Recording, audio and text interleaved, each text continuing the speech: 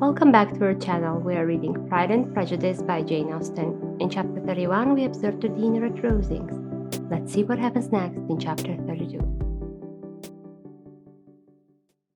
Elizabeth was sitting by herself the next morning and writing to Jane while Mrs. Collins and Maria were gone on business into the village, when she was startled by a ring at the door, the certain signal of a visitor. As she had heard no carriage, she thought it not unlikely to be Lady Catherine, and under that apprehension was putting away her half-finished letter that she might escape all impertinent questions, when the door opened, and to her very great surprise Mr. Darcy, and Mr. Darcy only, entered the room. He seemed astonished too on finding her alone, and apologized for his intrusion by letting her know that he had understood all the ladies were to be within. They then sat down, and when her inquiries after Rosings were made, seemed in danger of sinking into total silence.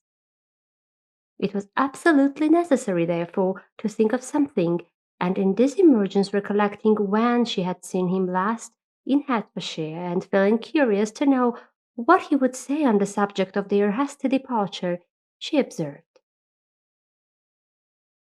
"How very suddenly you all quitted Netherfield last November, Mr. Darcy. It must have been a most agreeable surprise to Mr. Bingley to see you all after him so soon, for if I recollect right, he went but the day before. He and his sisters were well, I hope, when you left London?" "Perfectly so, thank you." She found that she was to receive no other answer, and after a short pause added: "I think I have understood that Mr. Bingley has not much idea of ever returning to Netherfield again." "I have never heard him to say so, but it is probable that he may spend very little of his time there in the future. He has many friends, and is at a time of life when friends and engagements are continually increasing. If he means to be but little at Netherfield, it would be better for the neighbourhood that he should give up the place entirely, for then we might possibly get a settled family there. But perhaps Mr. Bingley did not take the house so much for the convenience of the neighbourhood as for his own, and we must expect him to keep it or quit it on the same principle." "I should not be surprised," said Darcy, "if he were to give it up as soon as any eligible purchase offers." Elizabeth met no answer. She was afraid of talking longer of his friend, and having nothing else to say, was now determined to leave the trouble of finding a subject to him. He took the hint, and soon began with: "This seems a very comfortable house. Lady Catherine, I believe, did a great deal to it when Mr. Collins first came to Hunsford."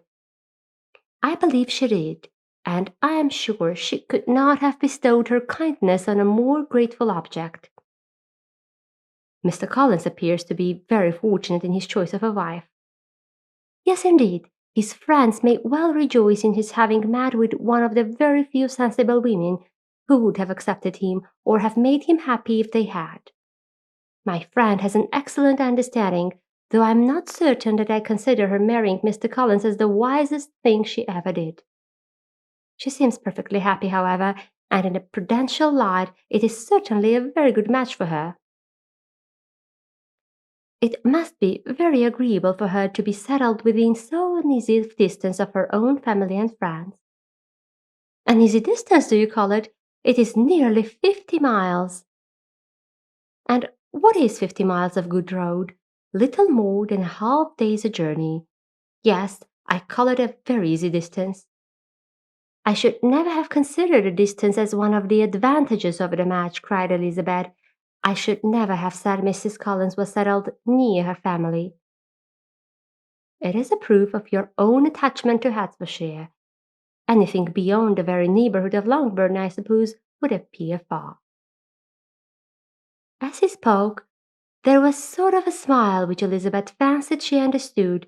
He must be supposing her to be thinking of Jane and Netherfield, and she blushed as she answered: "I do not mean to say that a woman may not be settled too near her family.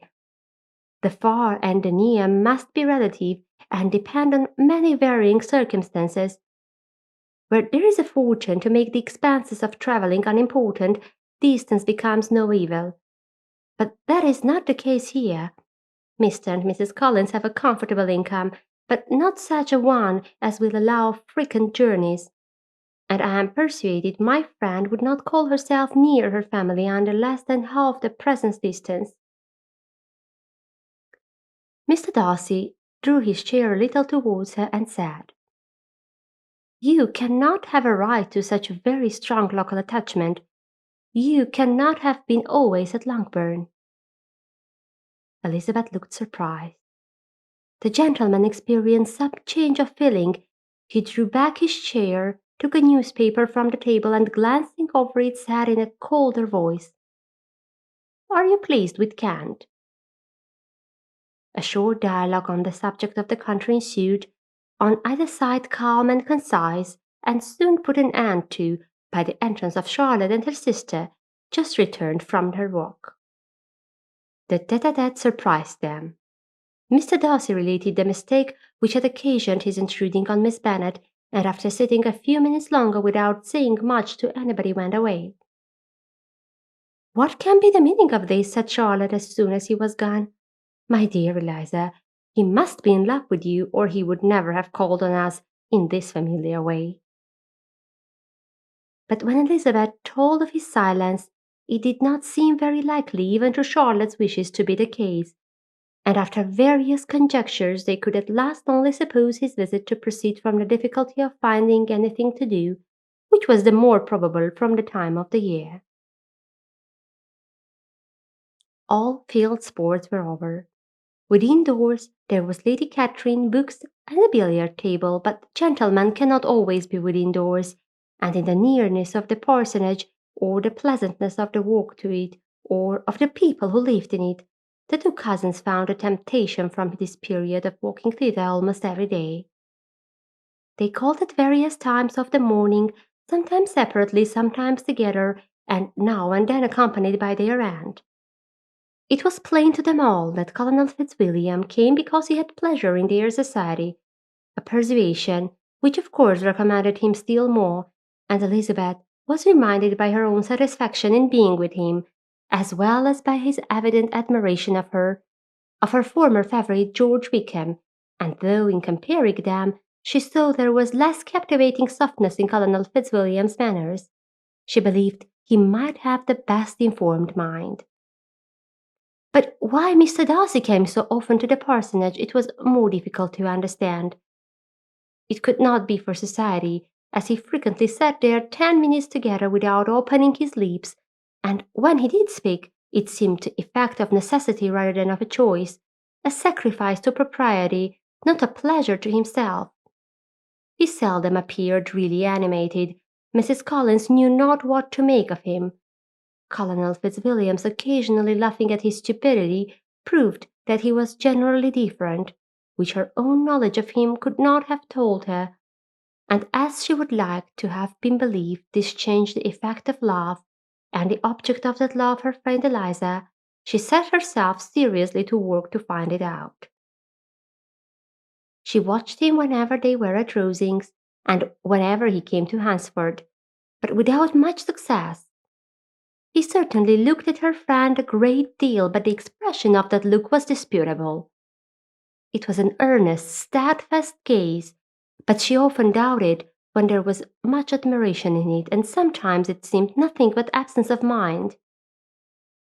She had once or twice suggested to Elizabeth the possibility of his being partial to her, but Elizabeth always laughed at the idea, and Mrs. Collins did not think it right to press the subject from the danger of raising expectations which might only end in disappointment, for in her opinion it admitted not of a doubt that all her friend's dislike would vanish if she could suppose him to be in her power.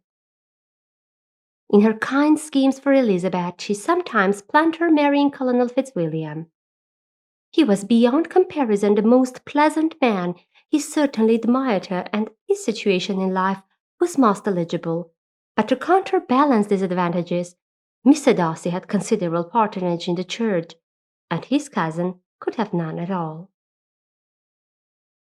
This much for today. Stay tuned to our channel to see what happens next. Goodbye.